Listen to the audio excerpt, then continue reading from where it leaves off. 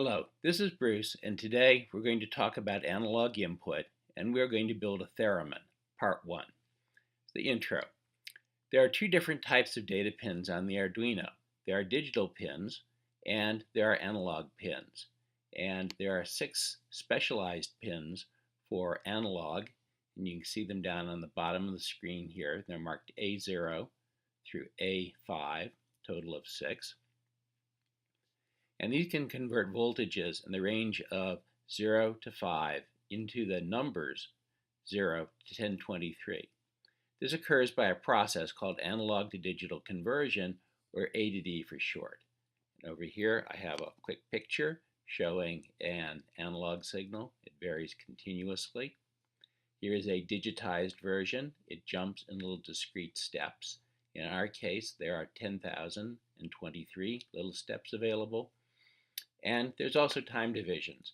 And while we won't worry about, obviously this is more carefully sampled than this one in the middle, the Arduino is capable of up to about 100,000 samples per second, although we will get nowhere near that. We'll probably top out at a couple hundred, something like that. So to do this, there's a special command called read analog, and that takes a pin number. And for this, we're going to use a photoresistor. Got a picture of that. There's the Arduino. There's the photoresistor. And we will sense the brightness of the light. We'll convert this to a voltage. We'll input the voltage to an analog A to D pin. That will convert the voltage to a number that we can use in our programming. And we'll use this to produce a sound frequency that you can hear through a speaker that's attached to the Arduino. And by moving your hand up and down and varying the brightness of the light or the shadow that you cast, you can vary the brightness and thus the frequency, and we get our simple theremin. I'll cover the circuitry necessary to do this under a separate lecture, but let's assume that everything is wired up. The photoresistor input is on analog pin number 0, and the piezo speaker is on pin 12 in the adjacent ground pin, which is past 13. And this is not quite how we wired it up in class. I will show you the pictures here again briefly. Here is the Arduino. Down here are the analog pins. We'll use analog 0. Over here is 5 volts and ground for our breadboard. Up here on the digital side is pin 12 for the speaker. And then right next to 13 is one conspicuously marked GND for ground. And this is a much better ground than the pin 12, pin 10 fake ground that we used during class. Okay, so let me close Photoshop here and let's get ready to code. So I will scroll up the window, and at this point, start your Arduino. And I have mine over on the side here. I'm going to go to Arduino 157, which is the newest version. Click on it. Wait a moment. Okay. I'm going to take my window and arrange it and spread it out nicely so I can use it. There we go. Okay, so version 157 is nice in that it gives you a empty setup and an empty loop to work with. It was also noted in class that it numbers the lines for you, which is convenient because sometimes the errors that come down on the bottom here reference a line number. To turn this on in 157, go over here to Arduino, go to your preferences, and in the preferences is a little checkbox, say displaying line numbers. So I'm doing that. There's also a place that tells you where you can store your Arduino documents, and I use the default, and we're font 16. So hopefully this is all going to be readable. Okay, so what are we going to do? Start with a new sketch, and we're going to save it with a name. All right, we've got a new sketch. It came up automatically with us, otherwise we could go to New. So we'll go to Save As, and we will call this Theramin _1, and make sure it's saved in the Arduino directory. Great, save. All right, next thing we're going to do is we're going to always start out with the author and the title and the date, and I like put those in 2 slashes And so my first Theramin, I'm going to say part 1, because we're going to have some improvements to this code, and we're going to say who wrote it. Bruce, put in your own name, Hubbard, and the date is the year 2014. It is month 10, and the day that I'm doing this on is the 11th. Okay. A little bit later, I'm going to paste a whole bunch of comments in here about how to wire this up and how to do it. For the time being, we're going to ignore those.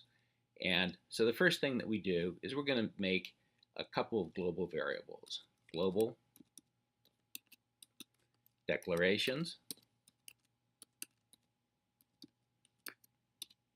And there's 2 of them. We're going to need a speaker pin, and we're going to need a Theramin pin, which will be our data input. And both of those will be integers. So I can go int, Therapin, T-H-E-T-H-E-R-A-P,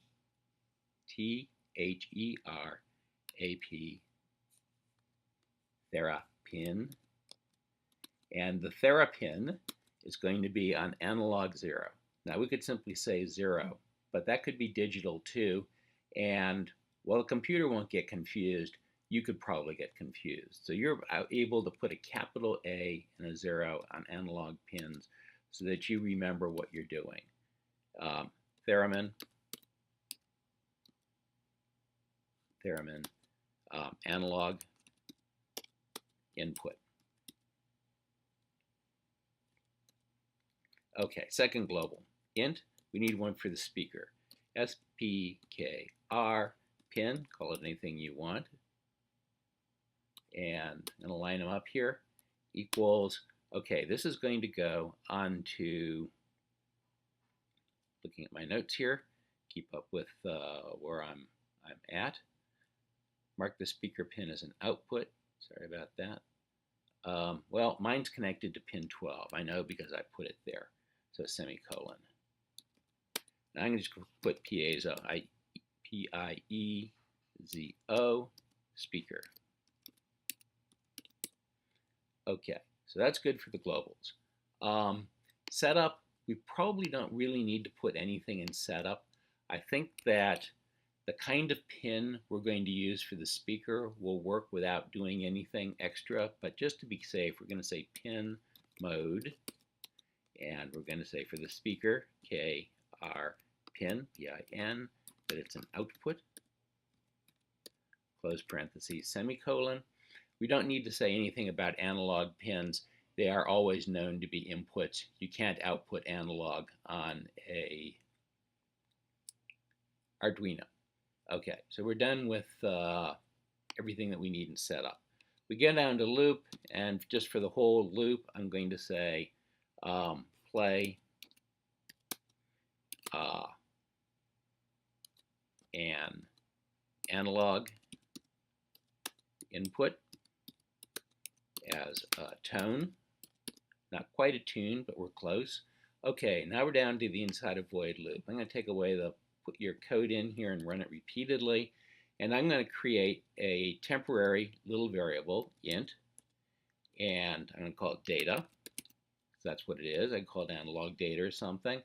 And I could put the value in it on a separate line, but it's perfectly okay to put the input to it on the same line as the declaration. And this comes from analog read, new command we haven't seen before. And this is going to take as its input the Thera, T-H-E-R-A, pin. That's the source of our analog information. I'll put a little comment above this, read photoresistor.